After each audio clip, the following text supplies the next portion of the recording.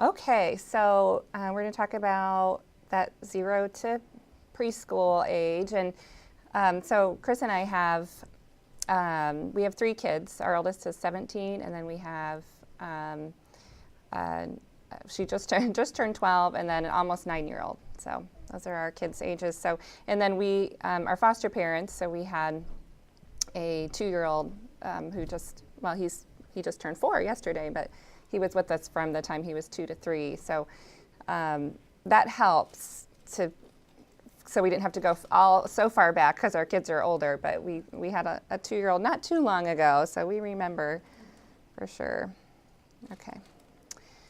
Okay, so here's are the 4 points that we're going to try to cover, and I have a lot of material to cover, but we have 2 weeks to do this, so we'll meet again, not next week, but the week after.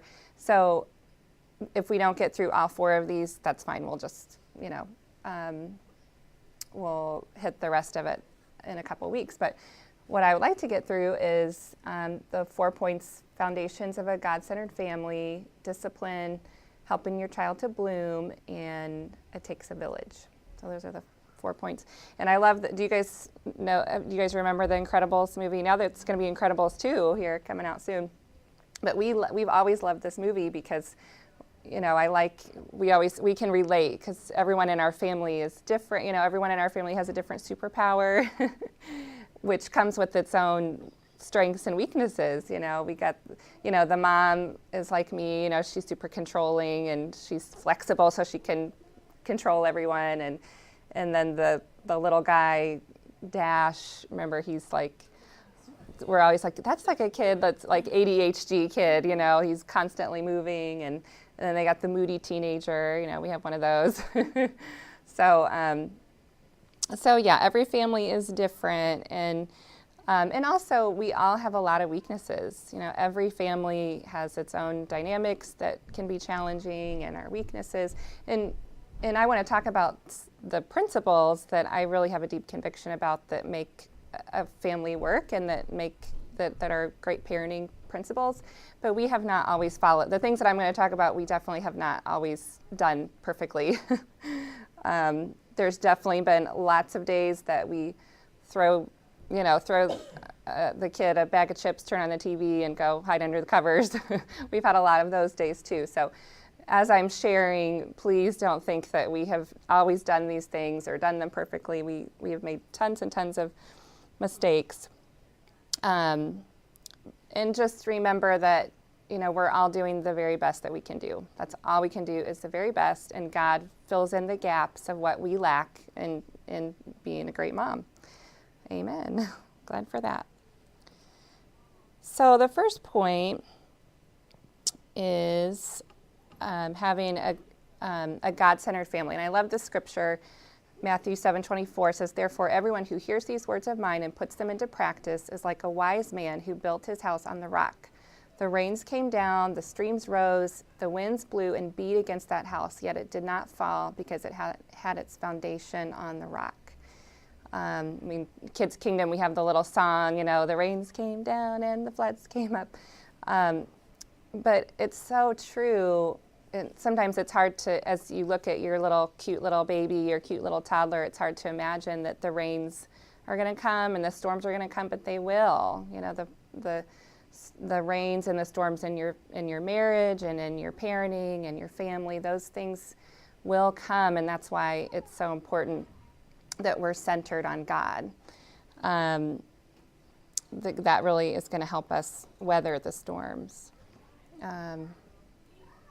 And, being centered on God is, having God as our number one priority. That's, a great God-centered family has God as number one. I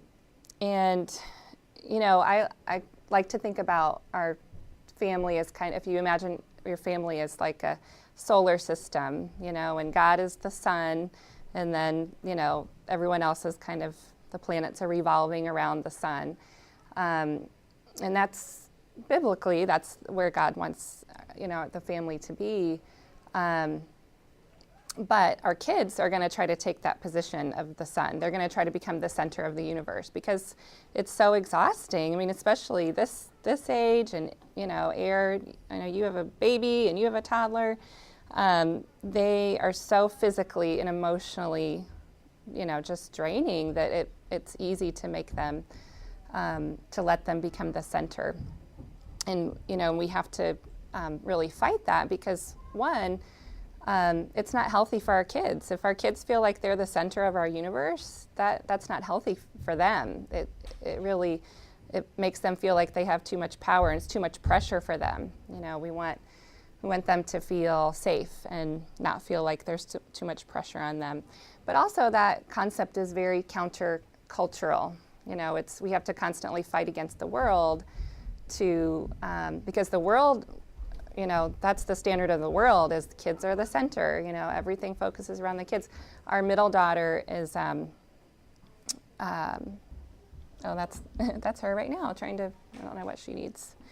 But our middle daughter does swimming. She's 12. And, it's now that our oldest daughter never did sports, but she does sports. And we're just getting into this sports culture and all the she has 5-day-a-week practices and the meets and everything. I know, for a 12-year-old. And I was talking with, what do you need, sweetie? Okay. Can you close the door? I was talking with one of the moms at the swim meet yesterday, and I said, when do you guys eat dinner? And she was like, oh, we don't eat dinner together. We don't do those things, those family things. But the thing is, for our daughter to really be good, I mean, she's not the best swimmer on the team because we miss, practice for midweeks, and we don't do all of the meets, and swimming is not the center. She is not the center of our universe, so swimming is not the center. So. And that's okay. She's not going to be. She's never going to be the best. She's just kind of on the team, and but that's kind of a long explanation of that point. But just the fact is, the world is going to try to convince you otherwise. The world is going to try to convince you that no, the kid is the most important thing. That God is the most important thing. And with this picture, tried to be a picture of. If you imagine, this is probably a nicer view of how it is to try to have a quiet time with kids. But, really it's the baby's crying and the house is a mess. And, but it's hard. It's hard to get our time with God. And we have to be really, really creative. Sometimes, I drive a lot for my job. So a lot of times I have listened to the Bible on my phone. I listen to music, or I just pick one scripture and meditate on it. It's, before we had kids, our quiet times probably looked a lot different than how they look now, and that's okay, because they will look different again. Once you get out of this 0 to 5 stage, it will become more normal again. That's something that has always helped me to remember, is that this is temporary. This really exhausting parenting period is temporary. It's not going to last forever. Your kids will get more independent. It'll change. So it's just kind of like we've got to survive, this time. But hey, Monique. But we've had times we have had to get very, very creative. I remember when Ethan was probably 4 or 5.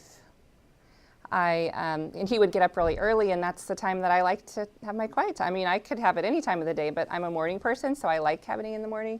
So for a while, we had what I called breakfast picnics, and I would set up his juice box, his granola bar, his apple, whatever he was going to have for breakfast, and I'd put it on the floor in the bathroom, and then I'd set up his iPad or TV, or his little show or whatever. And then he could just get up, and he knew, mommy's praying, mommy's spending time with God. So he knew, just go in the bathroom, eat your granola bar, and that would buy me, 15 more minutes. There's just 15 more minutes is, all you need sometimes. So, it's just, I know it's like elephants up there.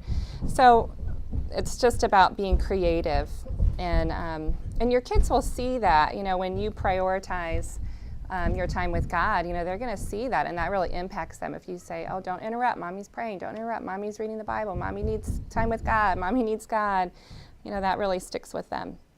And then another part of, so walking with God, being connected with God, and then lining up our priorities with God's, just, one thing that we've always tried to do is just try to be unified, when the church and the body is together, that we're there, barring any illness, or fevers or things like that, that we're just with the family of God. And again, we have to be really creative. We often, when our kids were little, even when we had Noah recently, we would, on midweek nights, we would do his bath and everything, put in his jammies before midweek, and then we just go to midweek in pajamas. And then that way, if they fall asleep in the car on the way home, then you just scoop them up and, put them in bed. But it really, as moms, sometimes we can get really fixated on this, oh, we got to stick to the schedule, we don't want to get them off their schedule. But it's really okay. Our kids were not on a super strict schedule, and they're okay. They survived it. So, and it also teaches them flexibility. That's a really important skill, is that things don't go the same way every day. Sometimes we have to, stay up later. Sometimes we have to do things differently. So it, teaches them to be flexible. And I really appreciate, I think that the church schedule has become a lot more family friendly over the years. So that I really appreciate that too. Our kids have, they have, even when they're little, they have all their little friends, and they miss, now our kids really miss when they don't get to come because of sickness or something. They really miss that because they miss seeing their friends. So that's really a positive.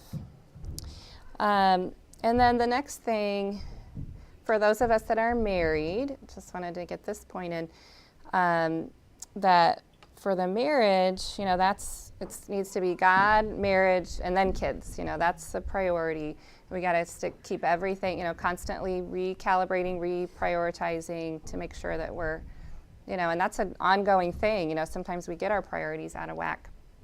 But for the marriage, one thing that I've always tried to focus on is just saving energy for each other, because it is so physically exhausting and time intensive, labor intensive, and there's only 24 hours a day, and our bodies are fragile. If I don't get my 8 hours of sleep, now I don't have little ones, so I'm used to getting 8 hours of sleep. I've gotten soft. You guys probably get a lot less sleep than that.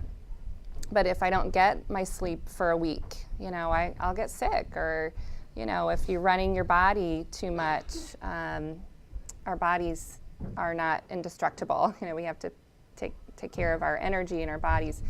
So I think with just keeping that in mind, that we have a finite amount of energy, and if we spend it all on our kids, we're not going to have anything left for our husbands. And that's a really common problem. This age group is that the marriages get neglected because, again, it's so labor intensive, and so we pour everything we have. That's kind of how we're wired as moms. That's how God made us, is we want to pour everything into our kids, and then husbands feel neglected, marriages get neglected. And I like to think about our marriages as like little banks, like they require regular deposits. Because sometimes it's tempting to think, okay, I'll put marriage on hold until our kids are older, then I'll pay more, attention to that. But unfortunately, it doesn't work like that. We have to make those regular deposits in our marriage bank in order for our marriage to be healthy. So doing the date nights and, spending time together.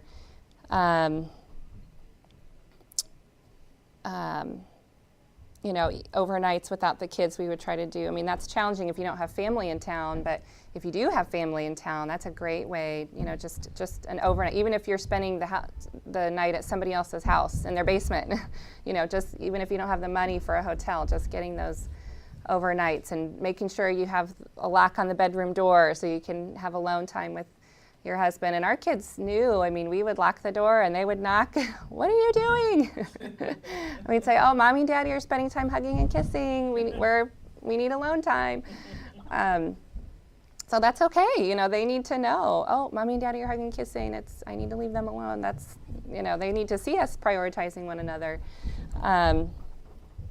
So sometimes, just going back to having energy for each other, sometimes there are things that we can tweak, like maybe there's some hobbies, that I know moms don't have a lot of hobbies, but dads sometimes have hobbies.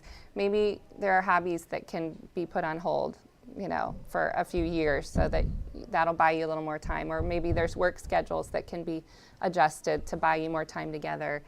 Just looking at things. And again, it's not a permanent thing. It's not a permanent change. It's just to get you through this, survive this very time and labor-intensive time of parenting. And then the other thing about marriage and spending time together is the separation anxiety, which is very real and very, pulls at our little heartstrings. And I say separation anxiety for the moms as much as the kids. We feel that. We have a funny story in our family that when Megan, our oldest, who's 17, when she was 9 months old, we left her for the first time for a weekend, and with Chris's, parents. And I made literally a 3-ring binder of, I had like all of her favorite foods, all of her favorite toys, all the things she likes to do, her schedule, like down to the T, she plays from 9 to 10, she did, and then at the last page was the poison control number. Wow. the number to the poison control center. So anyway, now, even with Chris's parents, we laugh about that. They're like, "Remember the binder with the," but, I had so much anxiety, and of course she was fine, but I had a lot of anxiety leaving her. And then, of course, kids, have a lot of separation anxiety, and that, they say from 11 to 18 months is the peak of the kind of the mother-baby attachment, like where they're really attached to you. That 11 to 18 months, even up to 24 months, that's the peak of that attachment period. So it makes sense that that's also the peak of the separation anxiety period, is at 11 up to 24 months. So that, when you leave them, they act like they are going to die. They are literally going to die, but they're not. And, just us really reminding ourselves of that again, it's, we're reminding us why we're leaving them. If it's to work on our marriage, or if it's to get alone time so you can be a better mom, so you can get a break. And that time away from you, it helps them to be more confident, and they get to explore new things. And, it's really good for them because they gain a lot of skills when they're apart from you. Builds their confidence and independence.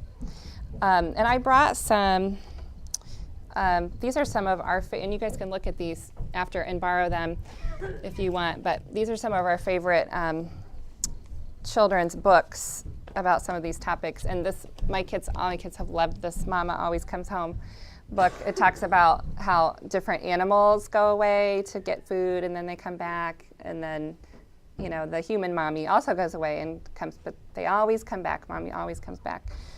So some of those books are good for kids to reinforce that. And then I know Chris talked about this a lot with the dads, but so we can breeze through this. But for family devotionals, the focus just being, again, this is having a God-centered family, just teaching even our really little ones about God. And some of the guys were like, how do we have a Bible study with with a 2-year-old? and Chris was just talking about how, no, it's just a fun time, 5 or 10 minutes, very short, lots of little props and games and keeping it fun. This is not a time to talk about discipline or be real intense, but it's just like silly and fun. Some of our favorite ones were the parable of the Good Samaritan, and we would take, it's always taking turns, getting to be the sick person, and then the Good Samaritan got to put Band-Aids all over oh my gosh, my kids loved that. We would go through like a whole box of Band-Aids just, acting that out. And then we also like to do Paul and Silas when they got out of jail, and we put little like crepe paper hanging around the table, and then everybody got to go under the table and then break out of jail,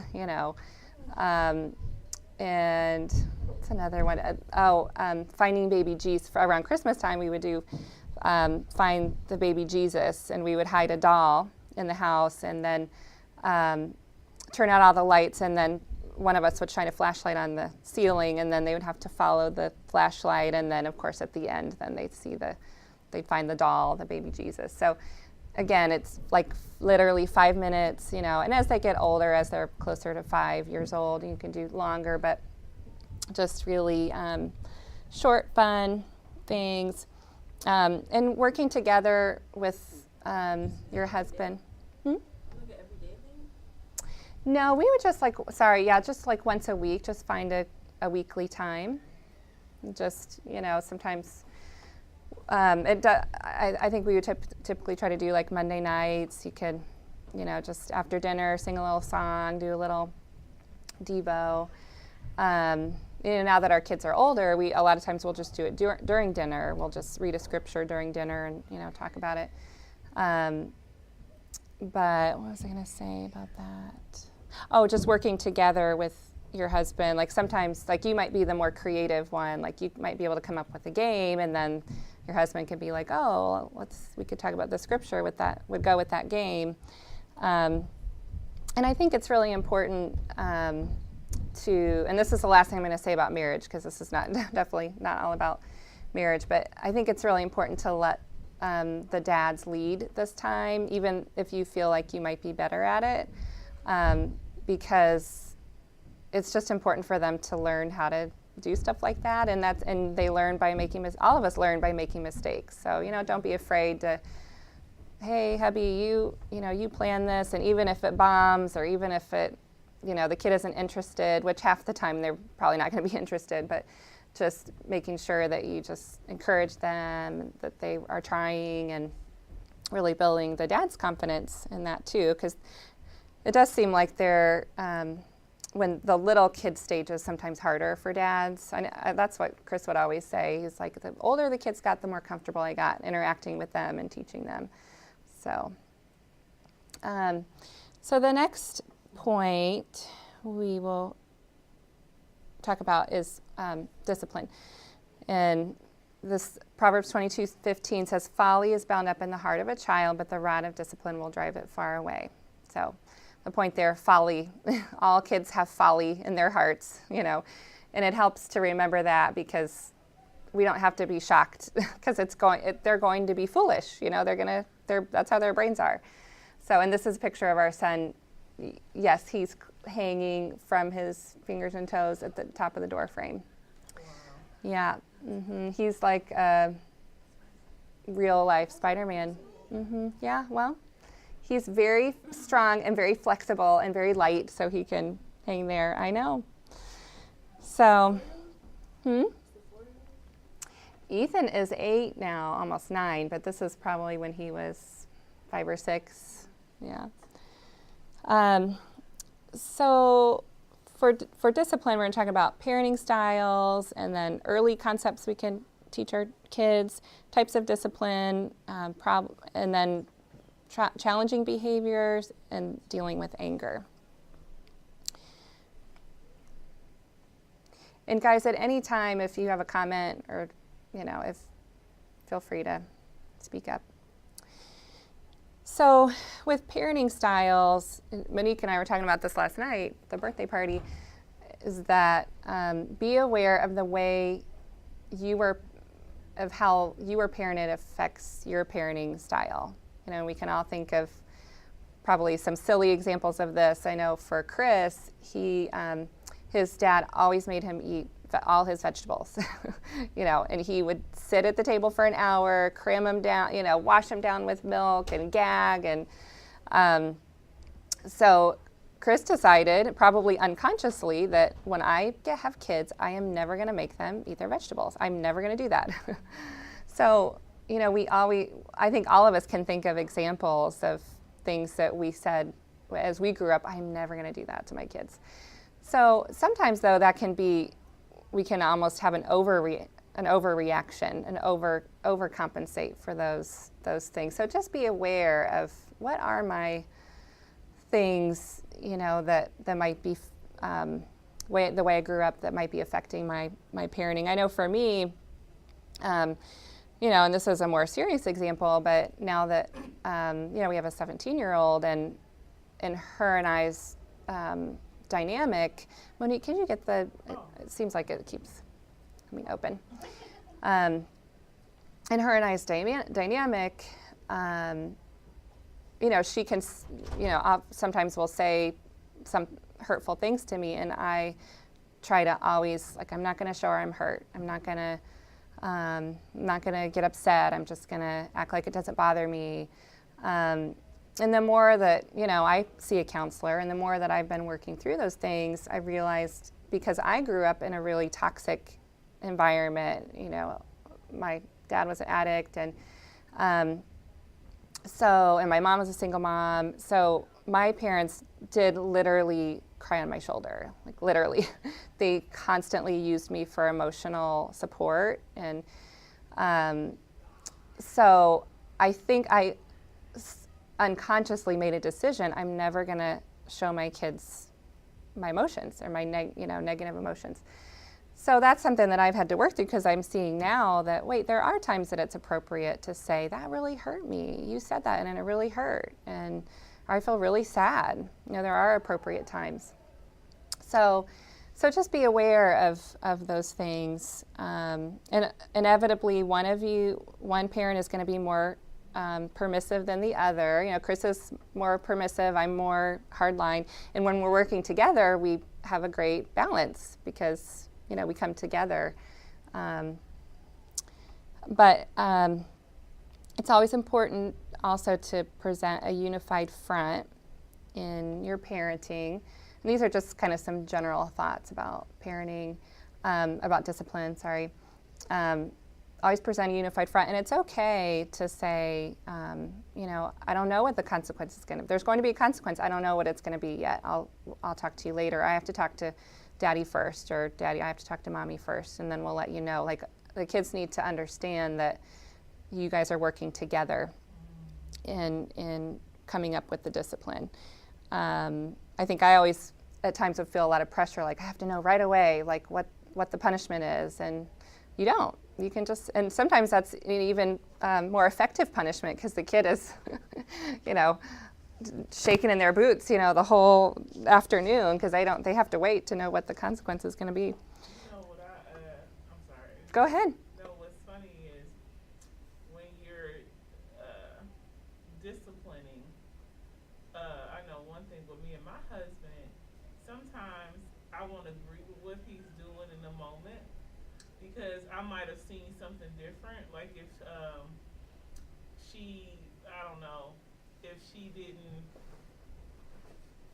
let's say she didn't go to bed or whatever right when he told her to. But I might have been like, well, honey, she went and picked up something or whatever. I struggle because sometimes I don't want to interrupt and like cut his legs from him. Mm-hmm. So I'm like, okay, and she'll see that. Those kids are smart. Oh, they are. And she'll be looking, and sometimes she'll say, well, she'll go to him, well, Mommy said that, da-da-da-da-da. Mm-hmm. And I have to try my best to correct her, say, well, no, you know, what your dad said is fine, you know. Mm-hmm. So I'm trying to figure out how to watch that, like when I see that he may be incorrect in what his assessment. Mm-hmm. So what would you say the best time let him know? I think, finding a time, when he's ready, when it's not stressful, and when he, maybe your date time or something where you can bring it up in a positive way. But, I can't overestimate enough how much men need just so much encouragement in this area. Like they really tend to struggle with just not feeling confident, not feeling capable. So, I like how you said, you defer, and, I think that's the next point I was going to talk about, but just deferring, even if you feel like dad is wrong, in front of the child, defer, what daddy's, like you said, what daddy said is final. What did daddy say? Okay.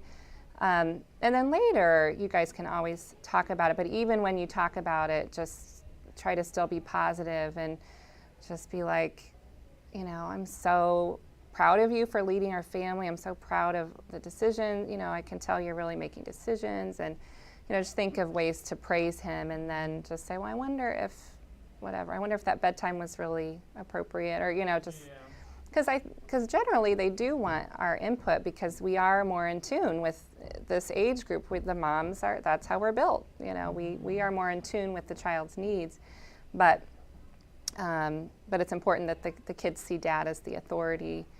And I think I have often failed in this, with our kids. I think there have been many times that I haven't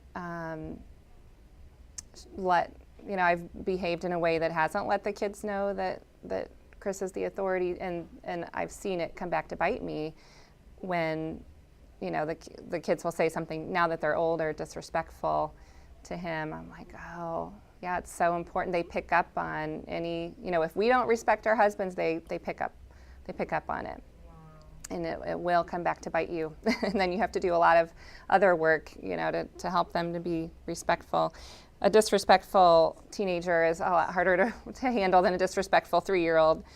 So just be aware of those patterns, and it's hard. And again, dad's feeling the responsibility to lead the family, allowing them to make mistakes, understanding that even if they, like your example with the bedtime, she survived, even if, whatever the decision is, most of them, they're going to survive.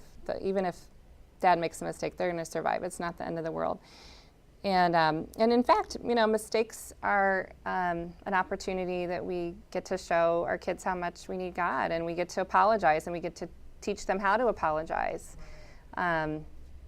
We are constant, we haven't done everything right, but one thing that we have done is we always apologize to our kids, always. And it's especially when they're little, I think it's tempting to think, oh, they probably forgot about it, or they know I'm sorry, but they don't. Like you have to go and repair whatever damage was done and apologize. Mommy is so sorry. I lost my temper. I got frustrated. I'm sorry. I'm sorry I got mad. Whatever. And Chris is really good at this. He's always sometimes I feel like he says sorry when he doesn't even need to say sorry. But one time recently, Chris lost his temper. I don't remember what he did, but Megan was quiet, the whole time. And then later I went in and talked to her, and I was like, "Are you okay?" And she said, "Yeah." She's like, "I know Dad's going to come in and say sorry, like later." Like she didn't say it in a haughty way, like he's going to say sorry. It was just matter of fact, like, yeah, Dad's going to come in here a little bit and say sorry. She just expected that. So that's good. It's good that, our kids see that we don't know the right answers all the time, but we always say sorry. Oops, is that okay? And then just like some early concepts and things that we can work on with Hi, Crystal. With kids is just modeling the appropriate words for their sinful nature. And we always like to start with this, even as early as 18 months, starting to talk about their behavior in terms of what the sin is. Like, oh, that that was selfish, or that was disrespectful, using those words because their whole lives, they will need to learn to define their sinful nature, and giving them those words helps. And for their godly behavior, whatever, if they do something good, oh, that was kindness, or that was loving, that was helping them to differentiate those concepts. And then another thing that I think is important to really hit hard is that adults should always be respected, always. And this will be an 18-plus year struggle for them to respect authority and respect adults. And the earlier you start, the better. And kind of our motto is, don't let your kids treat you in a way that wouldn't fly with teachers, coaches, bosses, when they, professors. Don't let them treat you in a way that wouldn't fly with those other individuals, because you're not doing them any favors. Then sometimes we hear, wow, my kid said that, what to you, to a teacher, and often it's our fault because we let them talk to us that way. So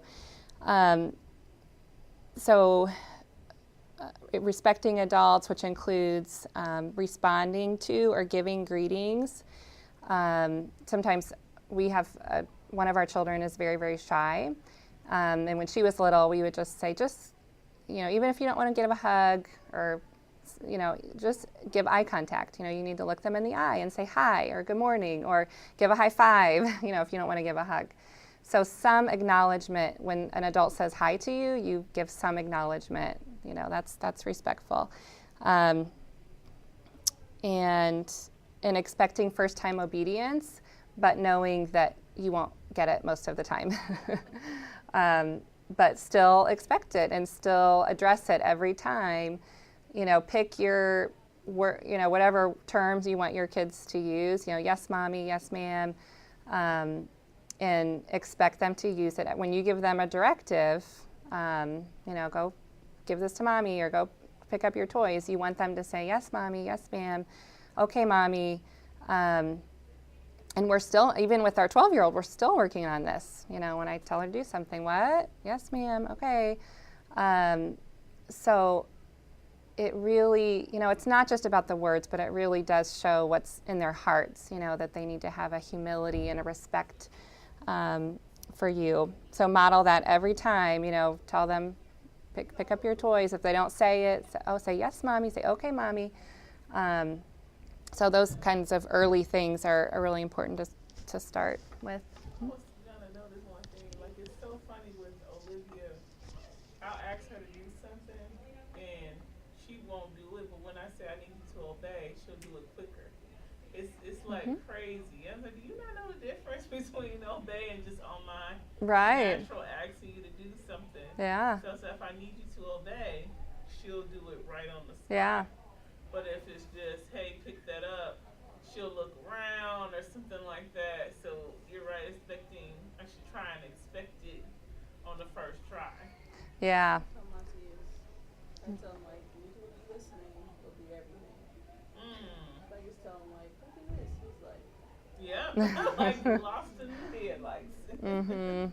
Yeah, I can relate. Our kids are, and we're the same way. And, just modeling it, yes, mommy, okay, mommy, and, making them say it and making them follow through with the command. Even when they were really little, like toddlers, we sometimes, if they were really acting up that day, we would just go ahead and, pick up the toy and no, yes, mommy. And then we would take their hand and make them pick up the toy and put it in, so that they understand, oh, I'm serious. You are going to, even if I have to take your little hand and make you do it, you're going to do it, so that, they know we're serious about our words. So types of discipline, and this is not, I know, I love her little face. This is not an exhaustive list, but spanking, natural consequences, time out, time in, visual, and then using visual aids. So spanking, I know there's lots and lots of opinions out there about spanking. Just for us, and with all of these things, you guys have to pray and get input about your specific child and your specific situation and do what you feel is best. But for us, with spanking, we used when they were very young, and we reserved it for defiant or dangerous behavior. You know, we always defiant, or is it defiant? Is it dangerous? And a lot of times for little ones, it is defiant. You know, they're doing it just, you know, to put their foot down.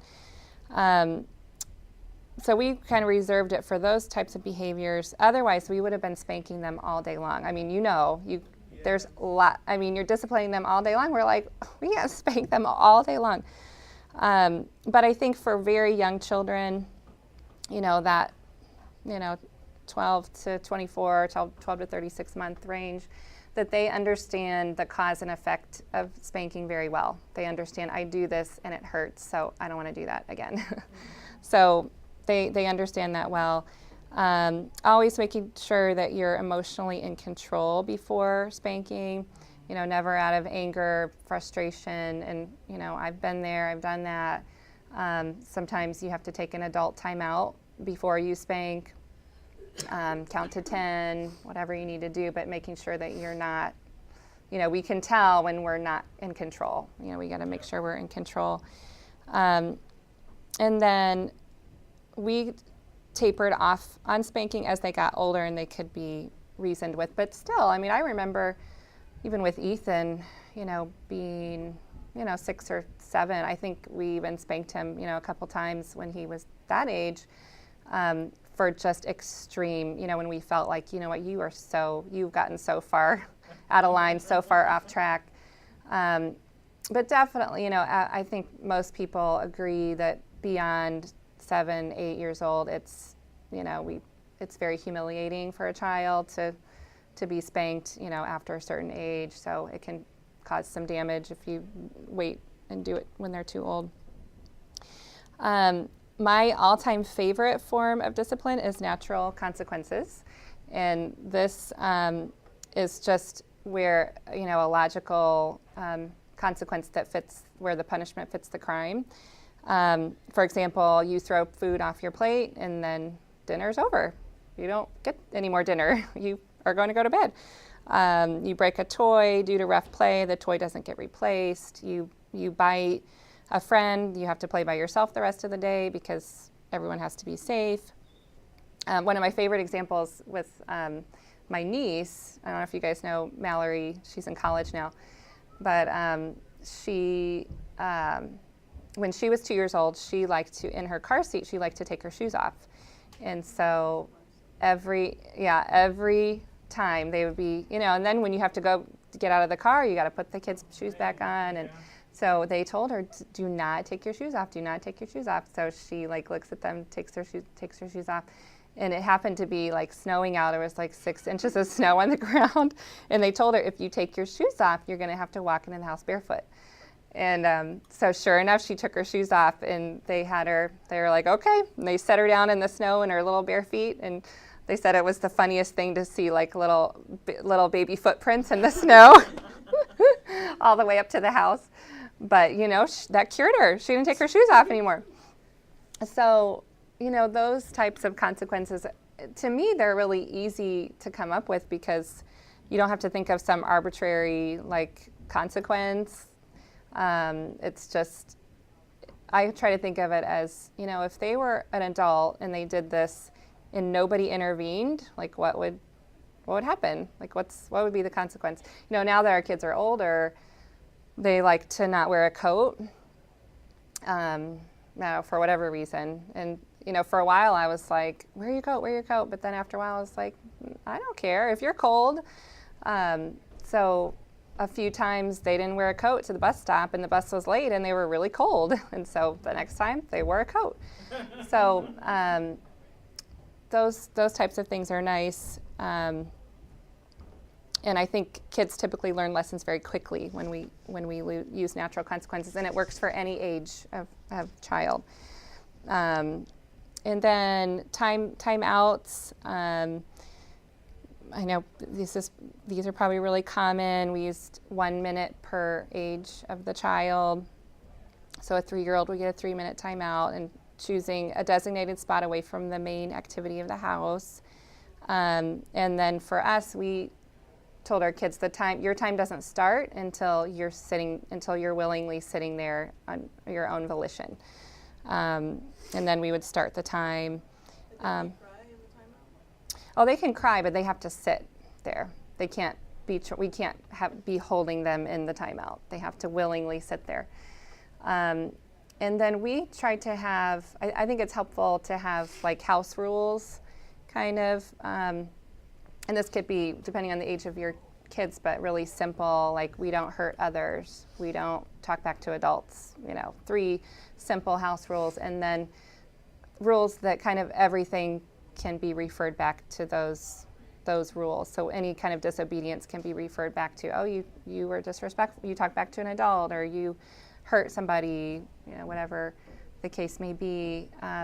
So we would, have the child sit in timeout, and then at the end of the timeout, they always have to say, what rule did you break? Why did you get a timeout? Oh, I talked back, or they have to be able to identify. And sometimes, they would say, I don't know, why'd you get a timeout? I don't know. Okay, well, you can sit there until you figure out what rule you broke. So just really sticking with it, making sure, because again, somebody said it, their kids are very smart. They know what rule they broke. Sometimes they need to think about it for a little bit longer. Sometimes when our kids were really out of control and they couldn't sit in timeout, we would do what's called a time in, where we would just sit them next to us, and they had to, they couldn't play, they couldn't do anything. We would just kind of wedge them in the chair right beside us, and same kind of thing. Then when they could calm down and when they could say what rule they broke, then they could, get up. Visual aids. I know Crystal with Noah, and we used this with Noah too. We had like a color chart, in schools, all over Pinterest. You can find all kinds of charts, clips that you can use. But, green is good behavior, yellow is warning, red is timeout, or if you just search on Pinterest, discipline charts or kid behavior charts, you can find tons and tons of these. And little kids typically do well with visual cues, visual aids, like marbles in a jar. Every good behavior, you get a marble, and then, when you get 10 marbles, you get to go pick a prize or get a treat.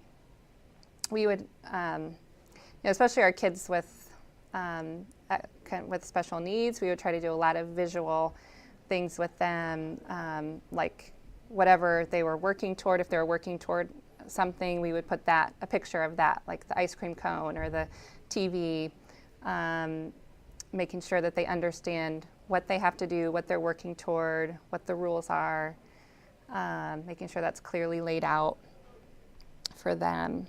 And this is where it's actually helpful for you kids to have some privileges, like screen time, desserts, things like that, because then you have a bargaining chip. Then you have something to take away. If they don't have anything, you don't have anything that you can take away. That sounds cruel, but and so a lot of times, when our kids' behavior was really out of control, we would say, nothing is free. Everything has to be, all those privileges have to be earned. Privileges are earned. You don't get screen time unless your behavior, warrants that you earned screen time. Let's see, it's 10 o'clock. So I have 2 more slides for the discipline part, and then we would be through that.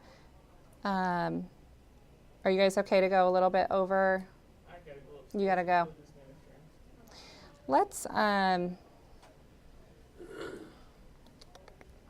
because this part is, let me just get through this last slide, and then we'll pick it up the next time.